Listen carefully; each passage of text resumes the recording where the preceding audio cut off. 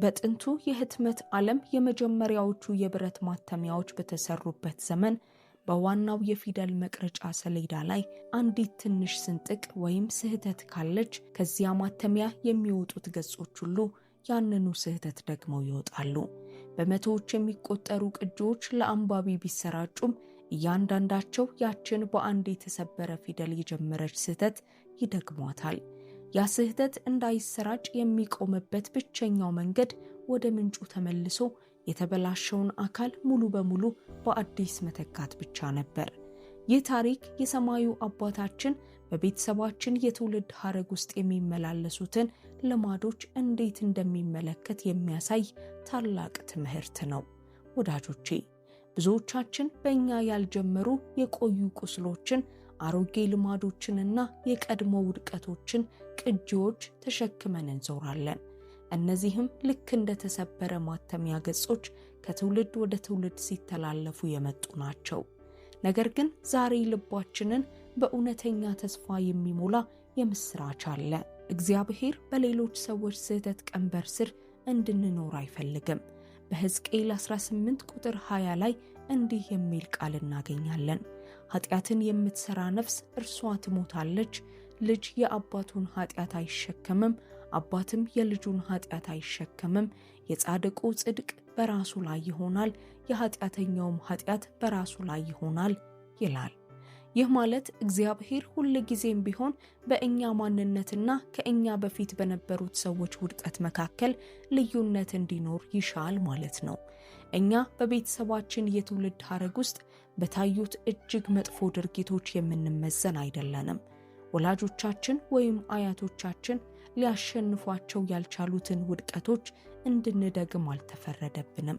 በክርስቶስ በኩል በእርሱ ዘንድ የሚጠብቀን ንጹሕ ገጽ አለ። ምንም አይነት የትውልድ ሸክም ሊያጠፋው የማይችል አዲስ ጅምር ለሁላችን ተዘጋጅቷል። ወዳጆቼ፣ ንግግራችንን ስንጀምር አንድ በጣም አስፈላጊ ነገር እንድንረዳ ፈልጋለሁ። በቤተሰባችን ውስጥ ሲመላለሱ የነበሩት እንደ ሱስ፣ የፈረሰ ትዳር፣ ድህነት፣ ቁጣ፣ ፍርሃት ወይም መገፋት ያሉ አዙሪቶች ሁሉ የሚያበቁበት ቀን አላቸው። ያ ቀን ደግሞ ዛሬ ነው። ምክንያቱም የኢየሱስ ደም ወደ ትውልድ ሐረግ ሲገባ ሁሉ ነገር ይለወጣል። የተረገመው ይባረካል፣ የተሰበረው ይጠገናል፣ ሲደጋገም የነበረውም ፍጹም በሆነ መንገድ ይቆማል። እኛ የተፈጠርነው የሌላ ሰው ውድቀት ማሳያ እንድንሆን አይደለም። ይልቁንም ተነስተን ይበቃል የምንል እንድንሆን ተጠርተናል። እኛን የፈጠረ አምላክ ወደ ኋላ እስከ ትውልድ ድረስ በመሄድ የተሰበሩትን ፊደላት፣ የተበላሹትን ሰሌዳዎችና የተወረሱ ጉድለቶችን ሁሉ መንቀል ይችላል። እርሱም በትውልድ እርግማን ፋንታ እውነቱን፣ ጸጋውንና ኃይሉን ይተካል። ከዚያ በኋላ የሚመጣው ደግሞ አዲስ ንጹሕና የአሮጌውን እርግማን ሳይሆን የእርሱን የአምላካችንን ስም የተሸከመ ነገር ይሆናል። ዛሬ የትውልድ አዙሪቶች እንዴት ስር እንደሚሰዱ፣ የክርስቶስ ቤዛዊ ሥልጣን የተወረሱ ሰንሰለቶችን እንዴት እንደሚበጣጥስና እኛም ለሚመጣው ትውልድ የሚተርፍ የቅድስና አሻራ መገንባት የምንችልበትን እውነት አብረን እንመለከታለን። በተጨማሪም በኃያሉ በኢየሱስ ስም ታላቅ ጸሎት አብረን እንጸልያለን። ስለዚህ እስከ መጨረሻው ድረስ ተከታተሉና የዚህን ጸሎት በረከት ለመቀበል ልባችሁን ክፈቱ። አሁን የትውልድ አዙሪቶች እንዴት በሕይወታችን ውስጥ ስር እንደሚሰዱና ስላላቸው መንፈሳዊ እውነታ በጥልቀት እንመልከት። ወዳጆቼ፣ ሰንሰለትን ከመስበራችን በፊት እንዴት እንደተሰራ ማወቅ ይኖርብናል። የትውልድ አዙሪቶች እንዲሁ በአጋጣሚ የሚከሰቱ አይደሉም። እነርሱም በትውልድ ሐረግ ውስጥ የሚታዩ እውነተኛ መንፈሳዊ ቅርጾች ናቸው። መጽሐፍ ቅዱስም ስለ እነርሱ በግልጽ ይናገራል። በዘጸአት 20 ላይ ጌታ እንዲህ ይላል፣ በላይ በሰማይ ካለው በታችም በምድር ካለው ከምድርም በታች በውሃ ካለው ነገር የማናቸውንም ምሳሌ የተቀረጸውንም ምስል ለአንተ አታድርግ፣ አትስገድላቸው፣ አታመልካቸውም። በሚጠሉኝ እስከ 3ኛና እስከ 4ኛ ትውልድ ድረስ የአባቶችን ኃጢአት በልጆች ላይ የማመጣ ለሚወዱኝ ትእዛዜንም ለሚጠብቁ እስከ 1000 ትውልድ ድረስ ምሕረትን የማደርግ እኔ እግዚአብሔር አምላክህ ቀናተኛ አምላክ ነኝና ይላል። ይህ ማለት እግዚአብሔር ፍትሃዊ አይደለም ወይም ንጹሃን ልጆችን ስለ ወላጆቻቸው ኃጢአት ይቀጣል ማለት አይደለም። ይልቁንም አንድ መንፈሳዊ መርህን ይገልጽልናል። ኃጢአት በአንድ ትውልድ ውስጥ ሳይናዘዙትና ሳይሰብሩት ሲቀሩ ያው ኃጢአት ወደሚቀጥለው ትውልድ እንዲሸጋገር ክፍት በር ይፈጥራል። እስቲ እንዲህ አድርገን እናስበው። አንድ ቤተሰብ ለብዙ አስርት ዓመታት የቁጣ ዙሪት ውስጥ የሚኖረው ቁጣ በደማቸው ውስጥ ስለተጻፈ አይደለም። ይልቁንም በዚያ ትውልድ ውስጥ ማንም ሰው ያንን ቁጣ ወደ እግዚአብሔር ፊት አምጥቶት እንዲያስወግድለት ስላልጠየቀ ነው። በሩ ክፍት ሆኖ ቀረ። በበሩ የገባውም ደጋግሞ መመላለሱን ቀጠለ። ሰቆቃው ኤርምያስ 5:7 ይህንን እውነት ሲያረጋግጥ አባቶቻችን ኃጢአትን ሰሩ፣ ዛሬም የሉም፣ እኛም በደላቸውን ተሸከምን ይላል። ጸሐፊው የአንድ ትውልድ ምርጫ ውጤት ሁል ጊዜ በዚያው ትውልድ እንደማያበቃ ተረድቶ ነበር። በሩን እንዴት መዝጋት እንዳለበት የሚያውቅ ሰው እስኪመጣ ድረስ ያ ተጽዕኖ አብሮ ይቆያል። ወዳጆቼ፣ ምናልባት አሁን ሕይወታችንን ስንመለከት እኛ ያልመረጥናቸውን ልምዶች እያስተዋልን ይሆናል። ምናልባት አባታችን ቤተሰቡን ጥሎ ወጥቶ ይሆናል። የእርሱም አባት እንዲሁ አድርጎ ነበር። ምናልባት እናታችን በፍርሃትና በጭንቀት ትታገል ነበር። የእሷም እናት እንዲሁ ነበረች። ወይም ደግሞ በእያንዳንዱ የቤተሰባችን ትውልድ ውስጥ የሚደጋገም የታማኝነት መጉደል፣ በጋብቻ አለመጽናት፣ ክህደት ወይም የገንዘብ ኪሳራ ሊሆን ይችላል። እነዚህ አጋጣሚዎች አይደሉም። እነዚህ ሳይቋረጡ ለረጅም ጊዜ የቆዩ አዙሪቶች አሻራዎች ናቸው። ነገር ግን ዛሬ በግልጽ እንስማ። አዙሪቱን ለይቶ ማወቅ እሱን ለማስቆም የመጀመሪያው እርምጃ ነው። መዝሙረ ዳዊት 51:5 እነሆ በአመፃ ተጸነስኩ፣ እናቴም በኃጢአት ወለደችኝ ይላል። ዳዊት ይህን ሲል መወለድ ራሱ ኃጢአት ነው ማለቱ አልነበረም። ይልቁንም ጥልቅ የሆነ ነገርን እያመነ ነበር። የተወለደው ቀድሞውኑ በኃጢአት በታወቀ ዓለምና የትውልድ ሐረግ ውስጥ መሆኑን እየተናገረ ነበር። ዳዊት ይህን እውነት በቅንነት ለመናገርና ስም ለመስጠት ፈቃደኛ ስለነበረ እግዚአብሔር በልቡ ውስጥ የመንጻት ሥርዓትን መጀመር ቻለ። ጠላት እኛ እነዚህን ልማዶች ችላ እንድንል ይፈልጋል። እነዚህ የእኛ ማንነት አካል እንደሆኑ እንድናምን ይሻል። የእኛ ቤተሰብ እንዲህ ነው፣ ምንም ማድረግ አይቻልም ብለን እንድንል ይፈልጋል። ነገር ግን ይህ ከጥፋት ጉድጓድ የወጣ ውሸት ነው። በሁለተኛ ነገሥት 22 ላይ የተጠቀሰው የንጉሥ ኢዮስያስን ታሪክ ልብ እንበል። አያቱ ምናሴ በይሁዳ ዙፋን ላይ ከተቀመጡት ነገሥታት ሁሉ እጅግ ክፉ ነበር። ምናሴ ሟርተኛ ነበር። በእግዚአብሔር ቤት ውስጥ ጣዖታትን አቁሞ ነበር። አልፎ ተርፎም የገዛ ልጆቹን በእሳት አሳልፎ ሰጥቷል። ክፋቱ እጅግ ጥልቅ ስለነበር መጽሐፍ ቅዱስ እግዚአብሔር ካጠፋቸው አሕዛብ ይልቅ ሕዝቡ የከፋ ክፋት እንዲያደርጉ አሳታቸው ይላል። የምናሴ ልጅ አሞንም ወደ ዙፋኑ ሲመጣ ያንኑ ክፋት ቀጠለ። 2 የጨለማ ትውልዶች ተከታትለው መጡ። ከዚያ ግን ኢዮስያስ መጣ። ኢዮስያስ በ8 ዓመቱ ነገሰ። ሁለተኛ ነገሥት 22:2 እንዲህ ይላል፣ በእግዚአብሔር ፊት ቅን ነገር አደረገ፣ አባቱ ዳዊትን በሄደበት መንገድ ሁሉ ሄደ፣ ወደ ቀኝም ወደ ግራም አላለም ይላል። ኢዮስያስ በ26 ዓመቱ በቸልታ በፈረሰው መቅደስ ውስጥ ተጥሎ የነበረውን የሕግ መጽሐፍ አገኘ። የእግዚአብሔር ቃል ሲነበብ በሰማ ጊዜ በሐዘን ልብሱን ቀደደ። ቤተሰቡና ሕዝቡ ከጌታ ምን ያህል ርቀው እንደነበር ተገነዘበ። አዙሪቱን ከመቀጠል ይልቅ ግን ከአምላኩ ጋር መስማማትና መወገን ምርጫው አደረገ። ጣዖታቱን ሁሉ ሰባበረ። የይሁዳ ሕዝብ አይቶት የማያውቀውን ታላቅ መንፈሳዊ ተሐድሶ መራ። በእግዚአብሔር ኃይል የታገዘ አንድ ወጣት በትውልድ መካከል ሲመላለስ የነበረውን አዙሪት ሰበረ። ወዳጆቼ፣ ኢዮስያስ ትክክለኛውን መንገድ የሚያሳዩት መንፈሳዊ ወላጆች አልነበሩትም። የታመኑ አርያዎችን እያየ አላደገም። ነገር ግን ከአርያነት በላይ የሆነ ኃይል ነበረው። ለእግዚአብሔር ድምፅ ክፍት የሆነ ልብ ነበረው። እግዚአብሔር ሲናገርም ኢዮስያስ በፍጹም መታዘዝ ምላሽ ሰጠ። ኢዮስያስን ያበረታው አምላክ አሁንም እኛን እያናገረን ነው። ኤርምያስ 32 ቁጥር 18 ለብዙ ሺህ ምህረት ታደርጋለህ፣ የአባቶችንም በደል ከእነርሱ በኋላ በልጆቻቸው ብብት ትመልሳለህ፣ ስምህ ታላቅና ኃያል አምላክ የሰራዊት ጌታ እግዚአብሔር ነው ይላል። እግዚአብሔር ሙሉውን ምስል ያያል። ሊያፈሰው የሚፈልገውን ምህረት ያያል። በመንገዳችን ላይ የቆመውን የወረስነውን ኃጢአትም ያያል። የልቡ ፍላጎት ሁሉ ጊዜም ቢሆን ነፃነትን መስጠት፣ የተሻገረውን በደል መቁረጥና ወደ አዲስ ጅምር እኛን ማውጣት ነው። ኢዮስያስ በአያቱ ክፋት ፍርስራሽ ተከቦ አዙሪቱን መስበር ከቻለ እኛም መስበር እንችላለን። ወላጆቻችን ያደረጉት ነገር ምንም ቢሆን፣ አያቶቻችን የታገሱት ነገር ምንም ይሁን፣ ዋናው ነገር እኛ እግዚአብሔር አሁን በፊታችን ካስቀመጠው እውነት ጋር ምን ለማድረግ ወሰነ የሚለው ነው። አዙሪቱ ለ50 ወይም ለ100 ዓመታት ቆይቶ ሊሆን ይችላል። ነገር ግን ጊዜ ለኃጢአት የመኖር መብት አይሰጠውም። ስሩ ምንም ያህል ቢጠልቅ የእግዚአብሔር ኃይል ከእርሱ ይልቅ ይጠልቃል። ልማዱ ምንም ያህል ጊዜ ቢቆይ የኢየሱስ ስልጣን ጠላት ከገነባው ከማንኛውም ነገር ይልቅ ዘላለማዊ፣ ጠንካራና የመጨረሻ ውሳኔ ሰጪ ነው። ላንፈታ አልታሰርንም። ቤተሰባችንም ከመዳን በላይ አይደለም። አሁን ይህን መልእክት እየሰማን መሆናችን እግዚአብሔር በእኛ ስም እርምጃ ለመውሰድ ዝግጁ መሆኑን ማረጋገጫ ነው።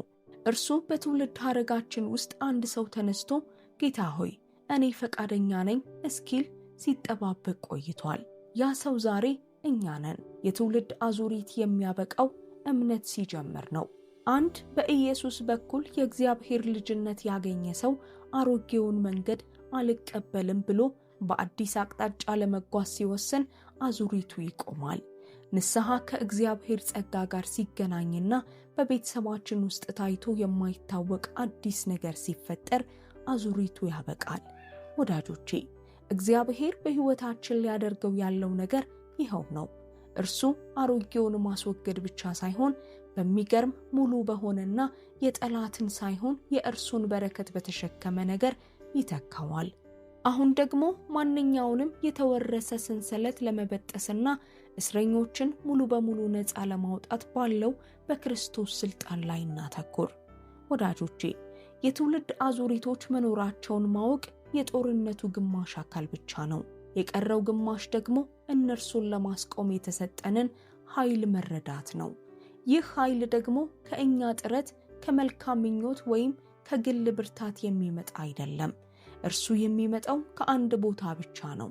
እርሱም በኢየሱስ ክርስቶስ በመስቀል ላይ ከተፈጸመው ሥራ ነው።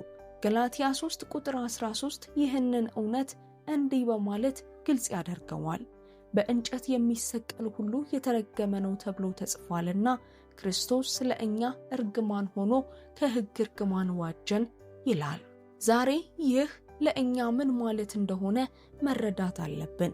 በትውልድ ሐረጋችን ላይ የተነገረ ማንኛውም እርግማን፣ ከቤተሰባችን ስም ጋር የተጣበቀ ማንኛውም አዙሪት፣ የዘር ሐረጋችንን የተከተለ ማንኛውም የውድቀት ልማድ ሁሉ ኢየሱስ በቀራንዮ በፈጸመው ስልጣን ስር ይወድቃል። እርሱ የሞተው ለግል ኃጢአታችን ብቻ አይደለም።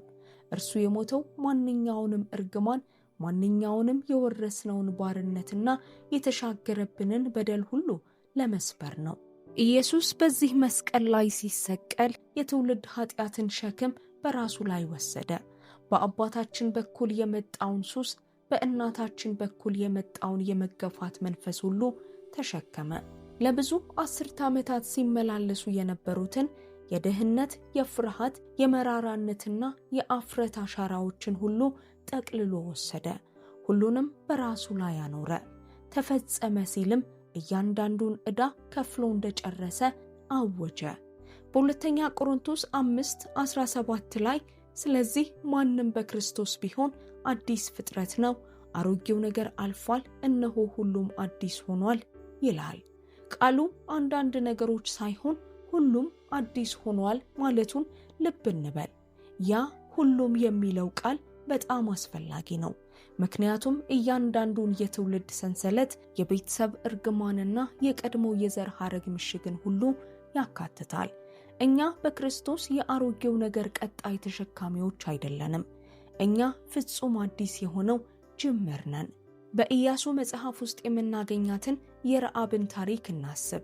ረዓብ በኢያሪኮ የምትኖር ሴት ነበረች። ከተማዋ በእግዚአብሔር ፍርድ ስር ነበረች።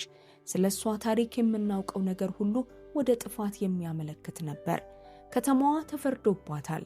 ስራዋ ኀፍረትን ያመጣ ነበር። ሕዝቧም ከእስራኤል አምላክ ጋር ቃል ኪዳን አልነበራቸውም። በምድራዊ መለኪያ የሷ የትውልድ ሐረግ ወደ መጨረሻ ጥፋት እያመራ ነበር። ነገር ግን ረዓብ ሁሉንም ነገር የለወጠ ምርጫ አደረገች። ሰላዮቹ ወደ ኢያሪኮ በመጡ ጊዜ ደበቀቻቸውና በእስራኤል አምላክ ላይ ያላትን እምነት መሰከረች። በኢያሱ 2 ቁጥር 11 ላይ አምላካችሁ እግዚአብሔር በላይ በሰማይ በታችም በምድር እርሱ አምላክ ነውና አለች። ያች አንዲት የእምነት እርምጃ ከኢያሪኮ ጥፋት አዳናት። ነገር ግን ከሕይወት መትረፍ በላይ የሆነ ነገር አደረገላት። ሙሉ የትውልድ ሐረጓን ለዘላለም ለወጠው። ረዓብ ሰልሞንን አገባች፣ ከእርሱም ቦዔዝ ተወለደ። ቦዔዝ ሩትን አገባ፣ ከእርሱም እሴይ፣ ከዚያም ዳዊት፣ በመጨረሻም ራሱ ኢየሱስ ክርስቶስ መጣ። እርግማን ባለበት ከተማና በተፈረደበት ሕዝብ መካከል የተወለደች ሴት የአዳኙ የትውልድ ሐረግ አካል ሆነች። ወዳጆቼ፣ አንድ ሰው ከትውልድ መንገዱ ተለይቶ በእግዚአብሔር ላይ እምነቱን ሲያደርግ የሚፈጠረው ኃይል እንዲህ ያለ ነው። ረዓብ ያለፈው ታሪኳ የወደፊት ሕይወቷን እንዲወስን አልፈቀደችም። ቤተሰቧና ከተማዋ ለፍርድ ስለታጩ እሷም ያንኑ ዕጣ መጋራት እንዳለባት አልተቀበለችም። ወደ እግዚአብሔር እጇን ዘረጋች። እግዚአብሔርም ሙሉ የቤተሰብ ታሪኳን በሚቀይር ቤዛነት መለሰላት። ልጆቿ የኢያሪኮን እፍረት አልወረሱም፣ የእግዚአብሔርን ቃል ኪዳን ወረሱ እንጂ። የልጅ ልጆቿ የተረገመ ሕዝብ አሻራ አልተሸከሙም፣ የእግዚአብሔር ሕዝብ የመሆንን በረከት ተሸከሙ እንጂ። በእምነት የተደረገ አንድ ውሳኔ የአንድን ሙሉ ትውልድ አቅጣጫ ለወጠ። ረዓብን በጨለማ ሰዓቷ ያገኛት ያው አምላክ አሁን ወደኛ እጁን እየዘረጋ ነው። እርሱ ቤተሰባችን ከየትም ይምጣ ከየት ግድ አይሰጠውም። እርሱ ግድ የሚለው ቤተሰባችን ወዴት እየሄደ ነው የሚለው ነው።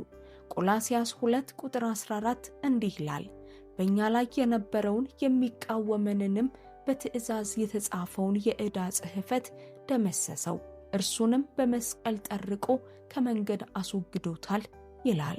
በቤተሰባችን ላይ የቆመ የዕዳ መዝገብ ነበር። ስማችንን የሚከተሉ መንፈሳዊ ግዴታዎች፣ ውጤቶችና ቅጣቶች ነበሩ።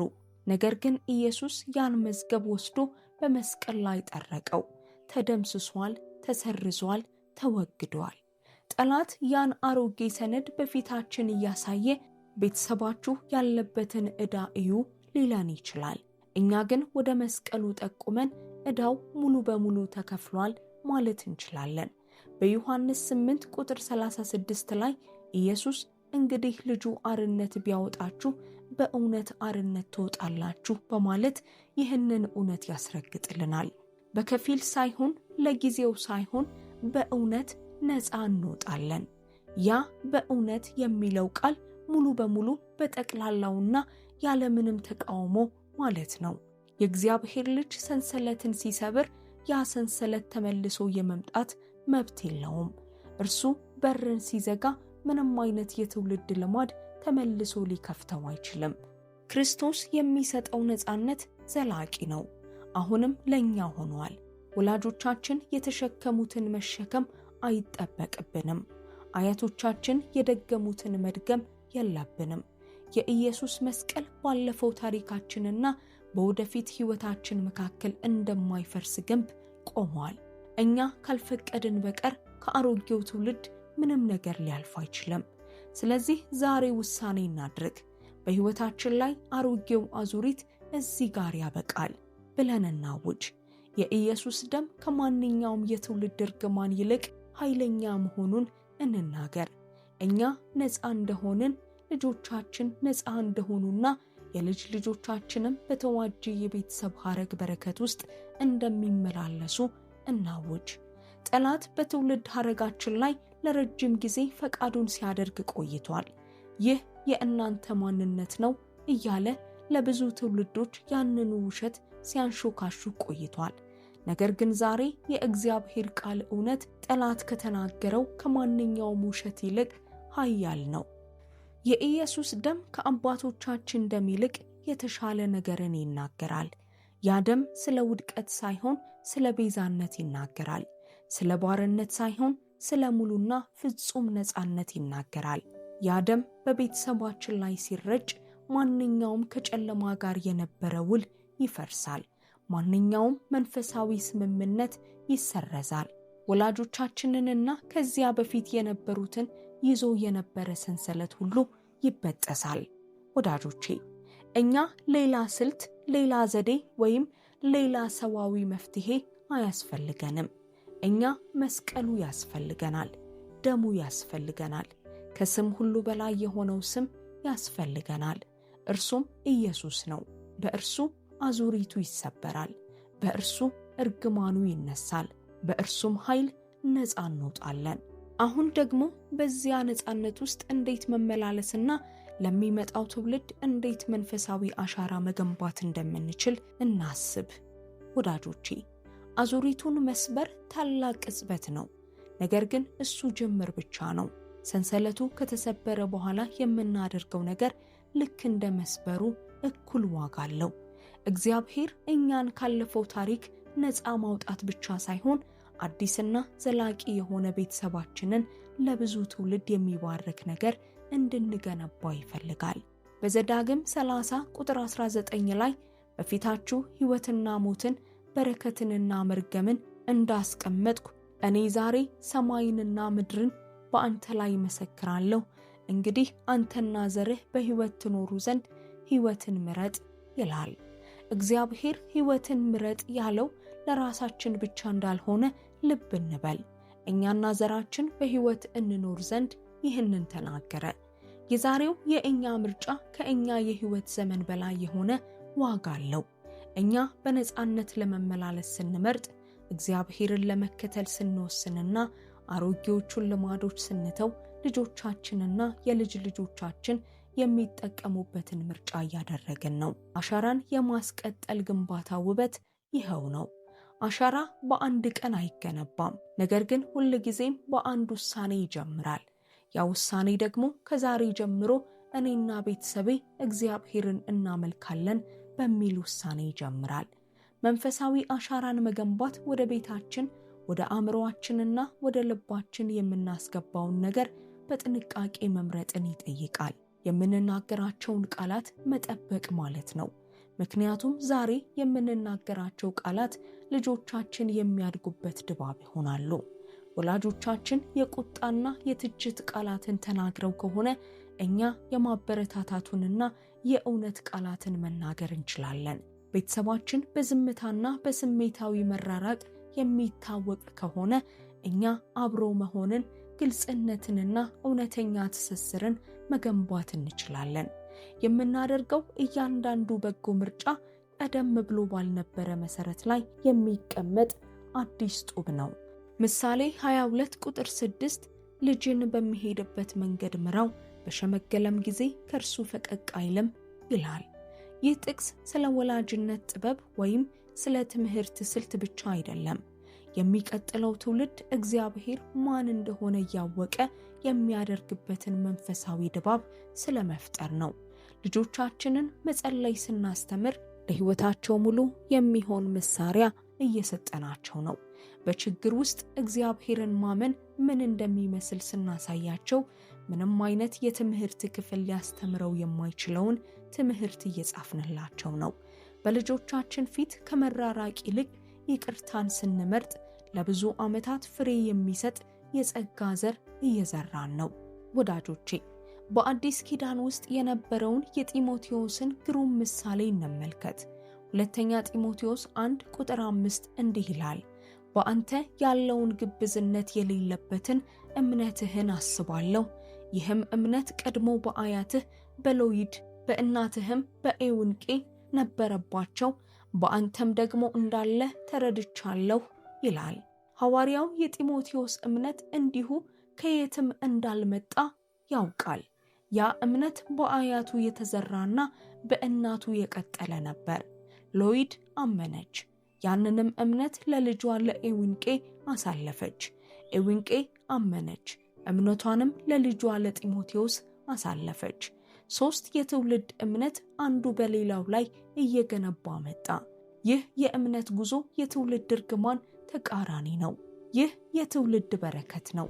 የጀመረው ቤተሰቧ ጌታን እንዲያውቅ በወሰነችው በአንዲት ሴት በሎይድ ነው። የልጅ ልጇ የጥንቷ ቤተክርስቲያን ታላቅ መሪ እንደሚሆን አታውቅ ይሆናል።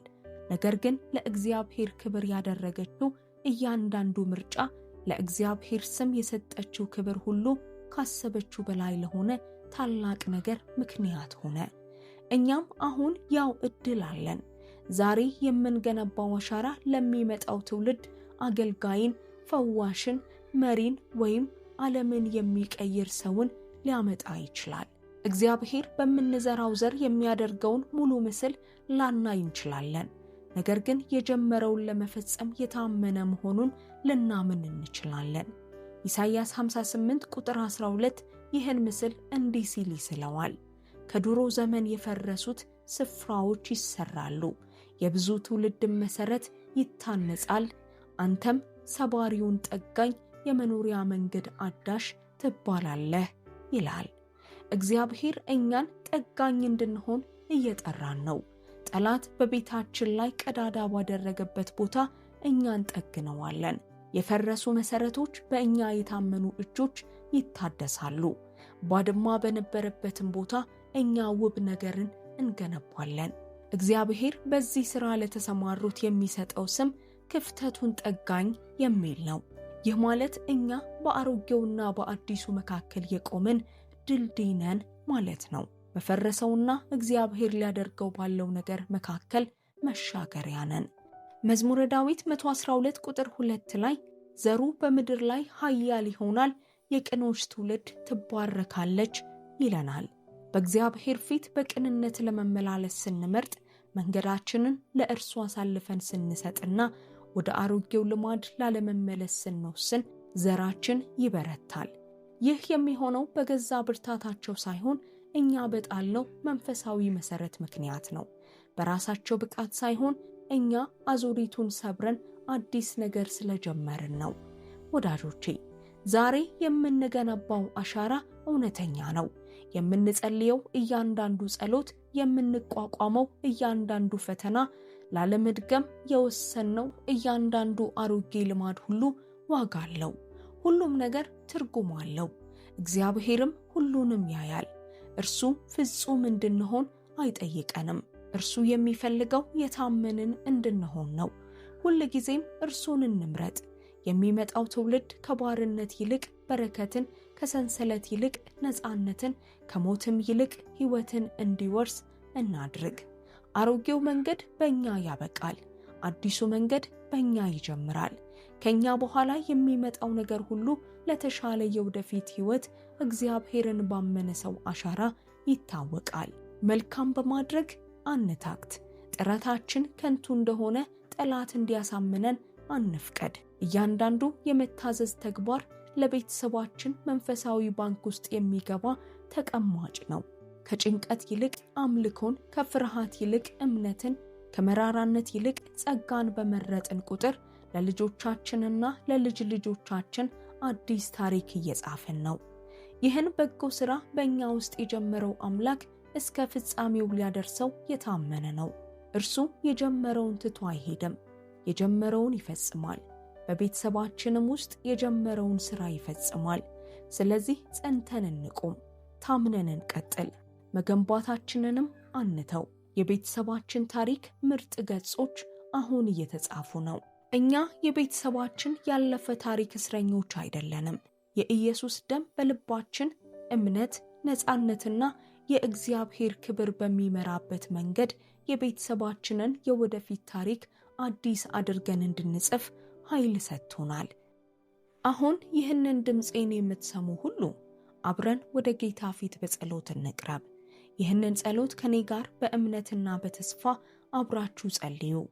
ዛሬ በረከቱን እንድትቀበሉ ልባችሁን ክፈቱ። ወደ ቸርና አፍቃሪ አምላካችን እንጸልይ። የሰማዩ አባታችን፣ ሁሉን የምትችል አምላክ ሆይ፣ አንተ አልፋና ኦሜጋ መጀመሪያውና መጨረሻው የነበርክና ያለህ የምትኖርም አምላክ ቅዱስ እግዚአብሔር ነህ። ኃይልህ ወሰን የለውም፣ ምሕረትህ ዳርቻ የለውም፣ ፍቅርህም ከትውልድ ሁሉ በላይ ይደርሳል። ጌታ ሆይ፣ ስለ ዛሬው ቀን ስጦታና በሳምባችን ውስጥ ስላለው እስትንፋስ እናመሰግንሃለን። በጊዜያት ሁሉ ስለጠበቅከን፣ በፈተናዎች ውስጥ ስለተሸከምከንና በእምነት በፊትህ መቆም የምንችልበትን ይህን ቅጽበት ስለሰጠህን እናመሰግንሃለን። አባት ሆይ፣ ወደ አንተ እንመጣለን።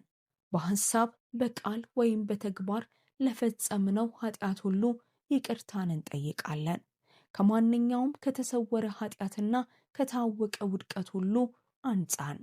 አንተ ይቅር እንዳልከን ሁሉ እኛም የበደሉንን ያሳዘኑንን ወይም በክፉ የተናገሩብንን ሁሉ ይቅር እንላለን። እያንዳንዱን ቅሬታና የመራራነት ስር እናስወግዳለን። አንተ ምሕረትን እንዳደረክልን ሁሉ እኛም ምሕረትን እንመርጣለን። ጌታ ሆይ፣ የትውልድ ሐረጋችንን ሲያሰቃዩ የነበሩትን የትውልድ አዙሪቶች ዛሬ በፊትህ እናመጣለን። የኃጢአት ልማዶችን፣ የውድቀት አዙሪቶችን፣ የሱስ ሰንሰለቶችን፣ የድህነትን መንፈስ፣ የመገፋትን ስርና በቤተሰባችን በኩል የተላለፈብንን ማንኛውም አይነት ምሽግ ሁሉ በፊትህ እናኖራለን። በኃያሉ በኢየሱስ ስም እነዚህ አዙሪቶች ዛሬ ያበቃሉ ብለን እናውጃለን። በቤተሰባችን ስም ላይ ከተጣበቀ ማንኛውም የቀደሙ አባቶች መንፈስ ላይ ስልጣንን እንወስዳለን። የባርነትን መንፈስ፣ የሚደጋገም የውድቀት መንፈስንና በትውልድ ሲተላለፍ የመጣውን ማንኛውንም የጨለማ ተልዕኮ እንገስጻለን። በኢየሱስ ስም ስልጣን እናውጃለን። በሕይወታችን ላይ ምንም አይነት ሕጋዊ መብት የላችሁም። ምክንያቱም የኢየሱስ ደም ዋጋውን ሙሉ በሙሉ ከፍሏል፣ ተፈጽሟል። እኛ በክርስቶስ ኢየሱስ አዲስ ፍጥረት እንደሆንን እንመሰክራለን፣ እናውጃለንም።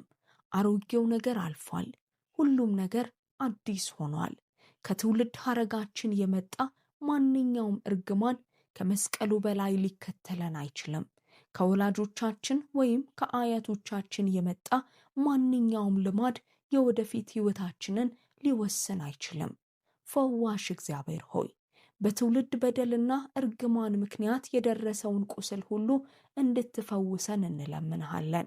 ከወላጅ ወደ ልጅ የተላለፈ ጥልቅ የስሜት ሕመም ባለበት ቦታ የፈውስ እጅህን አምጣ። የተቀበረና ያልታከመ የስቃይ ትዝታ ባለበት ቦታ ብርሃንህ ወደዚያ ጨለማ ስፍራ ዘልቆ እንዲገባና መታደስን እንዲያመጣ እንጸልያለን።